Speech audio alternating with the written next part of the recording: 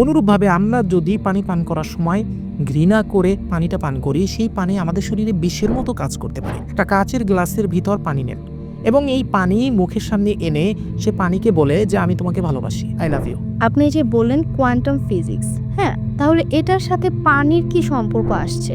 বিজ্ঞান স্পষ্টভাবে প্রমাণ করে দিল যে পানির মেমোরি সেল আছে, এতে কোনো ভুল নেই। আমাদের শরীরের ভিতর যে 75% পানি রয়েছে সেটাও একটা পজিটিভ হীরার মতো একটা আকার ধারণ করতেছে। যে জমজমের পানি এতটা ফ্রেশ এবং এর ভিতরের স্ফটিকগুলা এতটা হীরার মতো সুন্দর আকার ধারণ করা, যা বিশ্বের অন্য কোনো পানি কখনো হয়নি এবং পানিও নেই। 75% হলো পানি এবং ব্রেনের প্রায় 80-90% আমাদের পানি। 80%ই ধরেন পানি কম হলে কাবা শরীফ থেকে আমরা পানি নিয়ে আসি, তো সেই পানিটা আনার পরও স্থান পরিবর্তন হওয়ার পরও কি সেই পানি সঠিক থাকে? পাইনিয়াল গ্ল্যান্ড বা পিনিয়াল গ্ল্যান্ড বলতে একটা অংশ রয়েছে যেটাকে থার্ড আইও আমরা বলে থাকি আধ্যাত্মিকতার পরিভাষায়। এখান থেকে মেলাটোনিন হরমোন ক্ষরণ হয়। আসসালামু আলাইকুম, আমি ফাতেমা মিতু। আশা করছি যে যেখান থেকে দেখছেন সবাই সুস্থ আছেন, ভালো আছেন। আচ্ছা, আপনি কি কখনো ভেবে দেখেছেন আপনি প্রতিনিয়ত যে পানিটি পান করছেন সেটিরও কিন্তু একটি মেমোরি আছে। ইয়েস, আপনি যদি পানিকে ভালোবেসে পান করেন সেক্ষেত্রে ক্যান্সারের মতো রোগও কিন্তু নিরাময় হতে পারে। আর আপনি যদি পানিকে ঘৃণা করে পান করেন সেক্ষেত্রে কিন্তু পানি আপনার শরীরে ক্যান্সারও ধারণ করতে পারে। কি ভেবে অবাক লাগছে, তাই তো? আজকে এটা নিয়ে আমাদের থাকছে পডকাস্ট। আর আমাদের সাথে আছেন এমন একজন ব্যক্তি যিনি বিজ্ঞান ও আধ্যাত্মিকতার গবেষক, তিলিসমাতি দুনিয়ার অ্যাডমিন হাফেজ সাইফুল্লাহ মনসুর। ভাইয়া কেমন আছেন? জি আলহামদুলিল্লাহ। আপনি ভালো আছেন? আলহামদুলিল্লাহ ভাইয়া ভালো আছি। সো আমরা আজকে আপনার কাছে যে প্রশ্নটা রাখছি, আমাদের কাছে মনে হয় অনেকেরই যে আমরা যখন পানি পান করি, সেই পানি পান করার ক্ষেত্রে অনেক পজিটিভ এনার্জি ধারণ করতে পারি। আমাদের শরীরের জন্য অনেক উপকার। তার সাথে, সাথে একটি পানি নাকি ক্যান্সারেরও কারণ হয়ে দাঁড়াতে পারে। এবং তার সাথে আমি আপনাকে ১ম এই যে প্রশ্নটা রাখবো যে আসলে মক্কা শরীফের যে জমজমের পানিটা আছে সেটা কেন এত ফ্রেশ? আর আমরা যেমন ছোটবেলা থেকে হয় না যে আমাদের দাদি, নানিরা, হুজুররা কোনো অসুস্থ হলে আমাদেরকে পানিতে ফু দিত। ফু দিয়ে হচ্ছে পানিটা খাওয়াতো অ্যান্ড এর কারণে আমাদের অনেক বড়, বড় রোগ ভালো হয়ে যেত। আসলে কি বিজ্ঞানের কি এটার সাথে কোনো যুক্তি আছে? আর পানিটার কি এতটাই কোনো পাওয়ার আছে? আমরা যে পানি পান করি এটা কি আসলে কোনো পাওয়ারফুল কিছু আমাদের জন্য? যদি একটু আমাদের সাথে শেয়ার করতেন। জি অসংখ্য ধন্যবাদ ও কৃতজ্ঞতা। অত্যন্ত সুন্দর একটি প্রশ্ন করেছেন। তো প্রশ্নের উত্তর যদি আমি দিতে যাই সেক্ষেত্রে সর্বপ্রথম আমি হচ্ছে আপনার এখানে ৩ টা প্রশ্ন আপনি আমাকে করেছেন। নাম্বার 1 প্রশ্ন হচ্ছে যে বাস্তবিক অর্থেই পানির কোনো পজিটিভ ইফেক্ট বা নেগেটিভ ইফেক্ট আছে কিনা? পানির কোনো মেমোরি আছে কিনা? নাম্বার 2 কোয়েশ্চেন আপনি আমাকে করেছেন যে দাদি-নানিরা পানিতে ফু দিয়ে আমাদেরকে ওই পানিটা খাওয়াতো এবং এই পানিটা খাওয়ার পর আমরা সুস্থ হয়ে যেতাম। ফলে পানির ভিতরে এমন কি জিনিস আছে যেটা বিভিন্ন পানির সাথে এই পানিটাকে ভিন্ন করতেছে বা আলাদা করতেছে? আর ৩ নম্বর প্রশ্ন করেছেন যে কেন মক্কা শরীফের পানি বাস্তবিক অর্থে এত বেশি পবিত্র বা এত বেশি আ ফ্রেশ। ফ্রেশ, হুম, অন্য পানির মতো না। হুম। তো আমি আপনার এই ৩ টা প্রশ্নের উত্তর একে, একে ধাপে, ধাপে দিচ্ছি ইনশাআল্লাহ তাআলা। তো মহান পাক পরওয়ারদিগার রব্বুল আলামিনের নামে শুরু করছি। ১ম প্রশ্নের উত্তর যে আসলে কি বাস্তবিক অর্থে পানির কি কোনো মেমোরি সেল আছে কিনা? পানি আমাদের দেহে কোনো পজিটিভ ইফেক্ট বা নেগেটিভ ইফেক্ট ফেলতে পারে কিনা? এ কথাটা হচ্ছে আমি সর্বপ্রথম বলব যে পানি এমনই একটা জিনিস আমরা যদি পানি পান করার সময় পানিটাকে ভালোবেসে পান করি, তাহলে সেই পানিটা আমাদের দেহের অন্যতম মারাত্মক রোগগুলোকেও সারিয়ে তুলতে পারে। অনুরূপভাবে আমরা যদি পানি পান করার সময় ঘৃণা করে পানিটা পান করি, সেই পানি আমাদের শরীরে বিষের মতো কাজ করতে পারে। এটা কিসের জন্য? আমি সম্পূর্ণভাবে পবিত্র কালামে পাকের ব্যাখ্যা দিব এবং তার সাথে হচ্ছে আমি সায়েন্সের সম্পূর্ণভাবে রেফারেন্স টানবো ইনশাআল্লাহ তাআলা। তো আধুনিক বিজ্ঞান প্রমাণ করেছে যে পানি বাস্তবিক অর্থে সাধারণ কোনো তরল পদার্থ নয়। এটি একটি লিকুইড ক্রিস্টাল বা তরল স্ফটিক যা আক্ষরিক অর্থে ডেটা রেকর্ড করতে পারে। জাপানের একজন বিখ্যাত বিজ্ঞানী ডক্টর মাসারু ইমোতো পানির উপর একটা যুগান্তকারী পরীক্ষা করেন বা একটা এক্সপেরিমেন্ট করেন, একটা গবেষণা করেন। তিনি এমন একটা এক্সপেরিমেন্ট করেন, এটা যদি বাস্তবিক অর্থে আমরা নরমাল মানুষরা শুনি তাহলে আমরা বিশ্বাস করতে পারব না। তিনি একটা কাচের গ্লাসের ভিতর পানি নেন এবং এই পানি মুখের সামনে এনে সে পানিকে বলে যে, "আমি তোমাকে ভালোবাসি। I love you." তার ভাষায়। সেই আই লাভ ইউ শব্দটা ৭ বারের মতো বলে। বলার পর সে ওই পানিটাকে হচ্ছে বরফ হওয়ার জন্য সে ফ্রিজের ভিতর রেখে দেয় এবং অনুরূপভাবে আরেকটা গ্লাস হাতে নিয়ে সেটার ভিতর সেইম পানি রেখে সেটাকে বলে, "আমি তোমাকে ঘৃণা করি। I hate you." এটাকে ৭ বার বলে। তো ৭ বার বলার পর ওই পানিটাকে সে ফ্রিজের ভিতরে রেখে দেয়। তো নির্দিষ্ট একটা সময় পর যখন পানি বরফে পরিণত হয় তখন সে সেই বরফ নিয়ে গবেষণাগারে যখন অণুবীক্ষণ যন্ত্র দিয়ে পরীক্ষা করতে যায় তখন সে দেখে যেই পানির গ্লাসে সে বলেছিল "I love you" আমি তোমাকে ভালোবাসি, সেই পানির ভিতরের অণু পরমাণুগুলো এমনভাবে সজ্জিত হয়েছে যেন একটা হীরার টুকরা। এবং যেই পানিতে সে বলেছিল যে আমি তোমাকে ঘৃণা করি, সেই পানির ভিতরের মলিকুলগুলো এলোমেলোভাবে ছড়ানো ছিটানো। অর্থাৎ এখান থেকে স্পষ্টভাবে আমরা বুঝতে পারলাম যে পানি বুঝতে পারতেছে যে তাকে যে পান করতে যাচ্ছে সে তাকে ভালোবাসে নাকি সে তাকে খারাপ বলতেছে। তো এই একটা পরীক্ষা দিয়ে আমাদের কাছে এটা বিজ্ঞান স্পষ্টভাবে প্রমাণ করে দিল যে পানির মেমোরি সেল আছে। এতে কোনো ভুল নেই। এবার আসি আপনার ২য় প্রশ্নের উত্তরে। না ২য় প্রশ্ন না, প্রশ্নের ২য় অংশে যে সত্যিই কি পানি আমাদের শরীরে কোনো পজিটিভ ইফেক্ট ফেলতে পারে না নেগেটিভ ইফেক্ট ফেলতে পারে? দেখুন, মহান পাক পরওয়ারদিগার রব্বুল আলামিন পবিত্র কালামে পাকে ইরশাদ করেছেন যে, "আমি প্রত্যেক জীবন্ত সৃষ্টিকে পানি দ্বারা সৃষ্টি করেছি।" বুঝেন? পানি দ্বারা। আমাদের শরীরের ভিতর কিন্তু ৭০-৭৫% শুধু পানি। অনুরূপভাবে আমাদের মস্তিষ্কের ভিতর প্রায় 90% হচ্ছে শুধু পানি, H2O। তাহলে আমি আপনাকে একটা জিনিস প্রশ্ন করতেছি সেটা হচ্ছে, যদি এই যে বিজ্ঞানী মাসারু ইমোতোর মতো আমরা নরমাল দৃষ্টিতে নরমালভাবে চিন্তা করি যে বিজ্ঞানী মাসারু ইমোতো পানির গ্লাসে "I love you" বলার কারণে সেই পানিগুলো হীরার মতো আকার ধারণ করেছে ভিতরের স্ফটিকগুলো। আর এই বিজ্ঞানী মাসারু ইমোতো "I hate you" বলার কারণে সেই পানিগুলোর অণুগুলো হচ্ছে বিক্ষিপ্ত অবস্থায় ছিল, পরমাণুগুলো। সে হীরার মতো আকার ধারণ করলো না। তাহলে যেই আমরা নিজেরাই হচ্ছে একটা গ্লাস, সোজা বাংলা যে আমরা নিজেরাই গ্লাস। ওই গ্লাসের ভিতর তিনি যে পানি নিয়েছিলেন সেটা হয়তো 75% গ্লাসটা পূর্ণ ছিল আর 25% পূর্ণ ছিল না। অথচ বিজ্ঞান বলতেছে আমাদের দেহের ভিতর 70-75% ই পানি। তাহলে আমরা নিজেরাই তো একটা বিশাল আকার ট্যাংকের মতো একটা গ্লাস। এতে তো কোনো ভুল নাই। তাহলে আমরা যখন আমাদের ভিতরের এই পানিগুলো অবস্থান করার পরেও আমরা যখন পজিটিভ কথা বারবার নিজেদের নিজে বলতে থাকি, নেগেটিভ কথা বারবার নিজেদের নিজে বলতে থাকি, তাহলে এটা তো ঠান্ডা মাথায় আমরা বুঝতে পারতেছি যে এই বিজ্ঞানের এই গবেষণার ফলস্বরূপ আমাদের কাছে স্পষ্ট যে যখন আমরা পজিটিভ কথা বলতেছি সেই পজিটিভ কথার কারণে আমাদের শরীরের ভিতর যে 75% পানি রয়েছে সেটাও একটা পজিটিভ হীরার মতো একটা আকার ধারণ করতেছে। আর যখন আমরা নেগেটিভ কথা বলতেছি তখন সে হচ্ছে নেগেটিভ আকার ধারণ করতেছে বা বিক্ষিপ্ত অবস্থায় আছে। এখন যখন আমরা পানিটা পান করব, সেই পানিটা যদি আমরা ভালোবেসে পান করি, তাহলে অবশ্যই obviously সেই পানিটা আমার শরীরে গিয়ে আমার শরীরের অন্য পানির সাথে মিলে সেগুলোকেও সুন্দর হীরার মতো একটা স্ফটিকের আকার ধারণ করাতে বাধ্য করবে। কিন্তু যদি আমরা সেটাকে ঘৃণা করে পান করি, তাহলে সে আমার শরীরের ভিতর গিয়ে 75% যে পানি রয়েছে, আমার ব্রেনের ভিতর যে 90% পানি রয়েছে, সব কণাগুলোকে সে বিক্ষিপ্ত করে দিবে। অর্থাৎ এভাবে আমার শরীরের ভিতর মেকানিজম কিন্তু অল্টার হচ্ছে। একই পানি ভালোবাসি বলার কারণে সেই পানি আমার শরীরের ভিতর গিয়ে সেটা হচ্ছে আমার মেকানিজমকে ভালো করে দিচ্ছে। আবার সেই একই পানি নেগেটিভ কথা বলার কারণে মেকানিজমকে অল্টার করে দিচ্ছে। তার মানে আমরা আপনার ১ম কথার ২য় অর্থ আমরা পেয়ে গেলাম যে must be there is something, যে বাস্তবিক অর্থেই পানি অনেক সময় আমাদের জন্য ওষুধের মতোও কাজ করতে পারে। আবার পানি অনেক সময় আমাদের জন্য বিষের মতোও কাজ করতে পারে। এটা সম্পূর্ণ নির্ভর করবে যে ব্যক্তি পানি পান করছে তার উপর।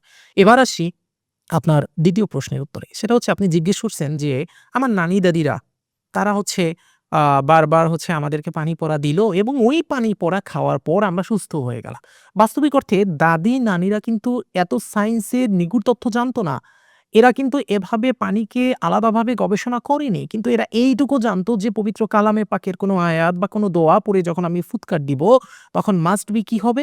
ওই পানিটা হচ্ছে পবিত্র পানিতে রূপান্তর হয়ে যাবে। তার ভিতর পজিটিভ এনার্জি চলে যাবে। যার কারণে সেটা আমাদের সমস্যার সমাধান করতে পারবে। তো দাদি-নানিরা সেটা কিন্তু তাদের ভালোবাসা নিয়ে পড়তো। যার কারণে ওই পড়ার কারণে ওই পানির ভিতরের যে আপনার পজিটিভিটি সেটা হচ্ছে পজিটিভ কম্পাঙ্ককে এমনভাবে হচ্ছে অনুরণিত হতো যে ওটা স্ফটিকের মতো একটা হীরার মতো আকার ধারণ করত। এবং সেই পানি যখন পান করা হতো আমরা সুস্থ হয়ে যেতাম। এটা হচ্ছে আমাদের এই যে নরমাল দেশে আমরা যে পানি পড়া দেখি, পীর সাহেবরা দেয়, দাদি-নানিরা দেয়, এটার ব্যাপার। তাহলে আমরা আপনার ২ টা প্রশ্নের উত্তর পেলাম যে বাস্তবিক অর্থে এটা কাজ করে এবং এটা সায়েন্টিফিক ভাবে প্রমাণিত। এটা কোয়ান্টাম বিজ্ঞান, একদম কোয়ান্টাম ফিজিক্স স্পষ্টভাবে এটা প্রমাণ করে। এবার আসি আপনার খুবই গুরুত্বপূর্ণ একটা কথায়। যে কাবা শরীফের পাশে যে জমজম পানি আছে, এই জমজম কেন এত ফ্রেশ? ঠান্ডা মাথায় বলছেন, জমজম কেন ফ্রেশ হবে না? কত হাজার, হাজার বছর যাবৎ কত লক্ষ, লক্ষ কোটি, কোটি মানুষ কাবা শরীফে যায় এবং তারা সেখানে গিয়ে হজের সময় বলেন, সবসময় ওমরা বলেন, তারা আল্লাহ রাব্বুল আলামিনের নাম তেলাওয়াত করে, লাব্বাইক আল্লাহুম্মা লাব্বাইক তেলাওয়াত করে ভালোবাসার অতি উচ্চ স্বর নিয়ে।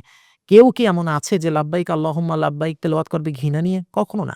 তারা কোরআন তেলাওয়াত করে, তারা দোয়া দুরূদ পড়ে, অর্থাৎ যত রিলিজনের যত পবিত্র জিনিস আছে সেটা তারা পড়তে থাকে। যার কারণে লক্ষ, লক্ষ মানুষের ধ্বনিতে ওই স্থান এমন পজিটিভ ফ্রিকোয়েন্সিতে আবদ্ধ হয়ে যায় যে ওই স্থানের জমজম বা ওখানে থাকা পানির প্রত্যেকটা মলিকুল পজিটিভ এনার্জির এমন একটা ভান্ডার হিসেবে কাজ করে যে আপনি যদি ওখানের এক ফোঁটা পানিও বা অল্প একটু পানিও এনে আমাদের দেশের সাধারণ একটা পানির সাথে মিশ্রিত করে, তাহলে ওই পানির বদৌলতে সম্পূর্ণ সাধারণ পানিও ওইরকম পবিত্র পানিতে রূপান্তর হবে। বাস্তবতা হচ্ছে এটা যে এখানে এই পানি সায়েন্টিফিকভাবে কেন এত উন্নত, এটাও কিন্তু আমাদের যে এই বিজ্ঞানী ডাক্তার মাসারু ইমোতো এটার উপরও পরীক্ষা করেছেন। তিনি জমজমের পানি নিয়েছেন। জমজমের পানি তিনি পরীক্ষা করে দেখেন যে জমজমের পানি এতটা ফ্রেশ এবং এর ভিতরের স্ফটিকগুলা এতটা হীরার মতো সুন্দর আকার ধারণ করা যা বিশ্বের অন্য কোনো পানি কখনো হয়নি এবং পারেওনি। তাহলে আমরা বুঝতে পারতেছি যে এখানে বাস্তবিক অর্থে জমজমের পানির বদৌলত কেন এত উন্নত, এর বদৌলতের পিছনে আছে হচ্ছে মানুষের পজিটিভ কম্পাঙ্ক যেটা তারা কাবা শরীফে আল্লাহ রাব্বুল আলামিনকে ভালোবেসে বারবার মুখ থেকে উচ্চারণ করতেছে, যেটা তারা তাদের মুখ থেকে বলে কাবা শরীফে সমস্ত পরিবেশ যেই ধ্বনিতে তারা অনুরণিত করতেছে, এই ধ্বনিই হচ্ছে মেইন কারণ আমাদের এই জমজম কূপের পানি এতটা ফ্রেশ হওয়া। ধন্যবাদ আপনাকে। আমি আমার হচ্ছে 2nd প্রশ্নে চলে যাচ্ছি। সেটা হচ্ছে কোয়ান্টাম ফিজিক্স এর সাথে আপনার পানির কি সম্পর্ক? ঠিক আছে? অ্যান্ড 2nd হচ্ছে আ আপনার ফিজিক্স কি এমন কোনো কিছু তৈরি করে যে আমি কোন পাত্রে পানি খাবো সেটার উপরে আমার পানির পজিটিভিটি বা নেগেটিভিটি ধারণ করে? অ্যান্ড তার সাথে আমি বলতে চাচ্ছি যে যখন আমি কাবা শরীফ থেকে যেটা হয় যে আমার ফ্যামিলি মেম্বার বা যেই যাক একটা কথা থাকে কি যে কাবা শরীফ থেকে পানি নিয়ে আসো। সো আপনার কাছে কি মনে হয় যে আপনার বিজ্ঞান কি এটা প্রকাশ করে যে পানি যদি শুদ্ধ হয়, বিশুদ্ধ হয় যেটা, সেটা সে যে স্থানে যাক, সেটা কি আসলে বিশুদ্ধই থাকে? নাকি সেটার নড়চড়ের কোনো ব্যাপার থাকে? জি, অত্যন্ত সুন্দর একটা প্রশ্ন করেছেন। তো আপনার প্রশ্নের ১ম অংশ হচ্ছে যে কোয়ান্টাম বিজ্ঞানের সাথে পানির কি সম্পর্ক? জি, দেখুন, আমরা যদি কোয়ান্টাম ফিজিক্স গবেষণা করি বা কোয়ান্টাম ফিজিক্স পড়াশোনা করি, সেক্ষেত্রে আমরা দেখতে পাই যে কোয়ান্টাম ফিজিক্সে বাস্তবিক অর্থে একটা পার্ট রয়েছে, যেই পার্টটাকে বলা হয় হচ্ছে সাইমেট্রিক্স। এই বিদ্যা বা এই পার্ট বা এই শাখাটাকে বলা হয় কোয়ান্টাম ফিজিক্সের সাইমেট্রিক্স। অর্থাৎ শব্দের কম্পন দিয়ে পদার্থের আকার পরিবর্তন করা। ব্যাপারটা হচ্ছে আপনি বলছেন কোয়ান্টাম ফিজিক্সের সাথে পানির কি সম্পর্ক? জি। কোয়ান্টাম ফিজিক্সের সাথে পানির সম্পর্ক নাই। কিন্তু কোয়ান্টাম ফিজিক্সের সাথে শব্দের কম্পন দিয়ে পদার্থের আকার পরিবর্তন করার সম্পর্ক রয়েছে। এবং এটা একটা শাখা যেটাকে সাইমেট্রিক্স বলা হয়। পবিত্র কালামে পাকের সূরা আম্বিয়ার ৩০ নম্বর আয়াতে মহান পাক পরওয়ারদিগার রব্বুল আলামিন ইরশাদ করতেছেন যে, "আমি পানি থেকে প্রতিটি জীবিত বস্তু সৃষ্টি করেছি।" অর্থাৎ পানি দিয়েই সব সৃষ্টি এবং আমাদের দেহের ৭০ থেকে ৭৫ ভাগ হলো পানি এবং ব্রেনের প্রায় ৮০ থেকে ৯০ ভাগ আমাদের পানি। ৮০% ধরেন পানি কম হলে। তো এখন আমরা বুঝতে পারতেছি যে কোয়ান্টাম ফিজিক্স ডিরেক্টলি পানি নিয়ে আলোচনা করতেছে না। সে আলোচনা করতেছে শব্দের কম্পাঙ্কের মাধ্যমে যেই পদার্থের আকার পরিবর্তন করা। দেখুন, পানি কিন্তু একটা তরল পদার্থ ছিল, তাই না? এই তরল পদার্থ নরমালভাবে যদি আপনি বরফ করেন, তারপর যদি আপনি সেটা অণুবীক্ষণ যন্ত্রের নিচে ধরেন, এর আকার একরকম হবে। কিন্তু ওই যে শব্দের কম্পাঙ্কের মাধ্যমে আপনি যে বললেন, "আমি তোমাকে ভালোবাসি।" এই যে পজিটিভ এনার্জি, এই পজিটিভ কথা, এই কম্পাঙ্কের মাধ্যমে কিন্তু পানি তার সম্পূর্ণ স্ফটিককে চেঞ্জ করে দিচ্ছে। পানি কিন্তু হীরার আকার ধারণ করতেছে। পানির ভিতর বরফ হওয়ার পর যে স্ফটিক এমনভাবে ধারণ করতেছে অণু-পরমাণুগুলো, যেটা একটা হীরার মতো আকৃতি। আবার আপনি বলতেছেন, "আমি তোমাকে ঘৃণা করি।" তো এই ঘৃণা করার কারণে পানি বিক্ষিপ্ত অবস্থায় চলে যাচ্ছে। অর্থাৎ এখানে বুঝতে হবে পানি মেইন ফ্যাক্টর না। মেইন ফ্যাক্টর হচ্ছে আপনার মুখের কথা, আপনার মুখ থেকে নিঃসৃত হওয়া বাক্যের কম্পাঙ্ক এবং এটাই হচ্ছে কোয়ান্টাম ফিজিক্স বাস্তবিক অর্থে এটা নিয়েই কাজ করে। এবার আসি আপনার ২য় প্রশ্নে যে যদি আমরা মক্কা শরীফ থেকে পানি নিয়ে আসি বা কাবা শরীফ থেকে আমরা পানি নিয়ে আসি, তো সেই পানিটা আনার পরও স্থান পরিবর্তন হওয়ার পরও কি সেই পানি সঠিক থাকে? ব্যাপারটা হচ্ছে এখানে আপনার এটা বুঝতে হবে যে কম্পাঙ্ক কতদূর। আপনি যেখান থেকে জমজম কূপের পানি নিয়ে আসতেছেন, সেখানে যেই কম্পাঙ্ক হচ্ছে, আপনার পজিটিভ শব্দের যেই কম্পাঙ্ক হচ্ছে, সেটা কিন্তু ১-২ দিনের কম্পাঙ্ক না। সেটা হাজার, হাজার, হাজার মাসের কম্পাঙ্ক। প্রায় ১৫০০ থেকে ১৬০০ বছর। হিসাব করেন আমি রাসূল থেকেই ধরলাম এখন পর্যন্ত। তাও তো ১৫০০ বছর। এই ১৫০০ বছর কিন্তু মানুষ সেখানে তাওয়াফ করতেছে, মানুষ সেখানে এরকম পজিটিভ কথাই বলতেছে। অর্থাৎ এই পানির ভিতরে যেই পরিমাণ কম্পাঙ্ক তৈরি হয়েছে যেটা এই পানির স্ফটিককে এমন পজিটিভ এনার্জিতে রূপান্তর করেছে যেটা বাস্তবিক অর্থে আপনি অন্য পাত্রে নিয়ে এক স্থান থেকে আরেক স্থানে আনলেও বাস্তবিক অর্থে এই কম্পন বা এই স্ফটিককে আর কখনো ভাঙা পসিবল না। এবার আসছি আরেকটা কথা যে ভাঙা পসিবল না বললে কি এত ভাঙা পসিবল হবে না? ব্যাপারটা এমন না, পসিবল হবে। যদি ধরেন আপনি জমজম কূপের ১ বোতল পানি নিয়ে আসলেন। নিয়ে এসে আপনি সে পানিটা খুলে তার সামনে ধরেন প্রতিদিন ১০০ বার গালিগালাজ করলেন। তো এভাবে যদি আপনি ৭ দিন গালিগালাজ করেন তাহলে অবশ্যই পজিটিভ নেগেটিভ এনার্জিতে নেগেটিভ এনার্জি বেড়ে যাবে এবং পানি তার শক্তি হারিয়ে ফেলবে। আশা করি বুঝতে পেরেছেন। এবার আসি আপনার আরেকটা প্রশ্নে যে কোন নির্দিষ্ট পাত্রে পানি খেলে কি এই কম্পাঙ্ক সঠিক থাকবে বা বেঠিক হবে এমন কোন কথা বিজ্ঞান বলে কিনা? বাস্তবিক অর্থে বিজ্ঞান সাধারণত কাচের গ্লাসে অথবা আপনার কোনো মাটির পাত্রে এই ২ পাত্রে পানি যদি পান করা হয়, কাচের গ্লাসে, মাটির পাত্রে, স্টিল না, কাচের গ্লাসে, মাটির পাত্রে, সেক্ষেত্রে পানির ভিতরের যেই পদার্থের ভিতরের যেই অনুরণনটা থাকে, অণুপরমাণুর যে অনুরণনটা থাকে বা তাদের যে মেমোরি সেল থাকে, সেই মেমোরি সেল পূর্বে যেই কম্পাঙ্ক ধারণ করে যেই স্ফটিক আকারে অনুরণিত হয়েছে বা যেই স্ফটিক আকার ধারণ করেছে, সেই স্ফটিকটা বজায় থাকে যদি আপনি সেটা গ্লাসে খান অথবা হচ্ছে আপনি যদি সেটা হচ্ছে কাচের গ্লাসে খান অথবা মাটির পাত্রে খান। কিন্তু আপনি যদি স্টিলের পাত্রে খান, সেক্ষেত্রে এটা তার গুণ থেকে দূরে সরে যায়। এর কারণ কি? এর কারণ হচ্ছে স্টিলের ওই পাত্রের ভিতর আপনার এমন কিছু আলাদা কেমিক্যাল থাকে, যেমন হচ্ছে আপনার ফ্লোরাইড থাকে, ক্লোরিন থাকে। এই কেমিক্যালগুলো বাস্তবিক অর্থে পানির ভিতরের একটা রাসায়নিক বিক্রিয়া ঘটাতে পারে, যেটা পানির অণুপরমাণুর ওই স্ফটিক আকারটাকে বিনষ্ট করে দিতে পারে। ধন্যবাদ। এত সুন্দর করে আপনি আসলে বুঝান, আমার দর্শকরাও I hope বুঝতে পেরেছে। আপনার কাছে আমি প্রশ্ন রাখছি এটা যে, আমরা তাহলে প্রতিনিয়ত যে পানি খাচ্ছি বোতলে বা হচ্ছে আমাদের বাসার ট্যাপের যে পানিগুলো আছে, এগুলো তো আমরা খাচ্ছি। সো এগুলোর কি আসলে মেমোরি নষ্ট বলা যায়? যে এগুলোর কি আসলে মেমোরি সেল শেষ হয়ে গেছে বা এমন কিছু? যেহেতু আমাদের কাবা শরীফের ব্যাপারে আমরা জানলাম যে ওখানের পানি খুবই পজিটিভ, আমাদের জন্য ভালো। অ্যান্ড আমাদের এখানের পানি কি আসলেই মেমোরি কি আছে পানির? নাকি মেমোরিটা শেষ হয়ে গেছে?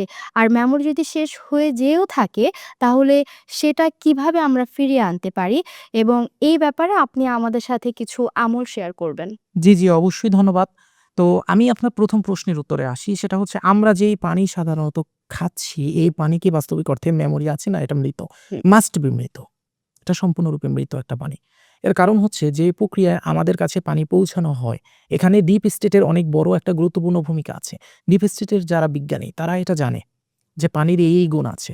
তো তারা যেকোনো ওয়েতে এমন কিছু ক্রিয়াকাণ্ড করতে চায় যে ক্রিয়াকাণ্ডর মাধ্যমে আমরা তাদের হাতের পুতুল হয়ে থাকি।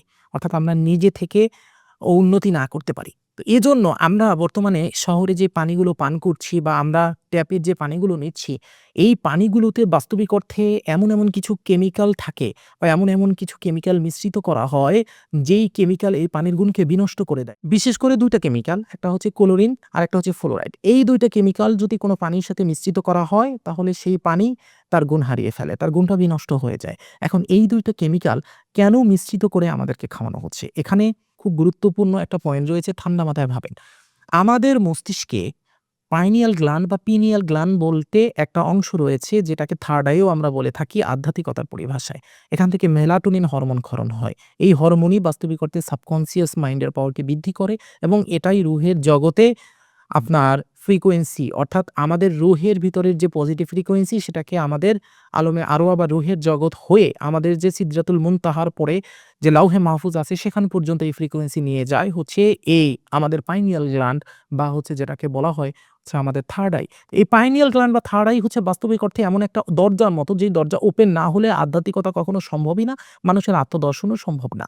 এ কারণে এই যে ডিপ স্টেটের লোকরা তারা কি করে? তারা হচ্ছে বাস্তবিক অর্থে পানির সাথে এই ক্লোরাইড এবং ক্লোরিন এবং ফ্লোরাইড এই ২ টা কেমিক্যাল মিশ্রিত করে যেকোনো ওয়েতে ওই পানি আমাদের পর্যন্ত পৌঁছায় এবং আমরা ওই পানিই খাচ্ছি। যত পানি আমরা কিনতে পারতেছি সবই এই একই ধরনের ক্লোরিন এবং ফ্লোরাইড মিশ্রিত পানি। ওটা একাধিকবার খাওয়ার কারণে আমাদের যে পিনিয়াল গ্ল্যান্ড তা সম্পূর্ণরূপে স্তব্ধ হয়ে যায়।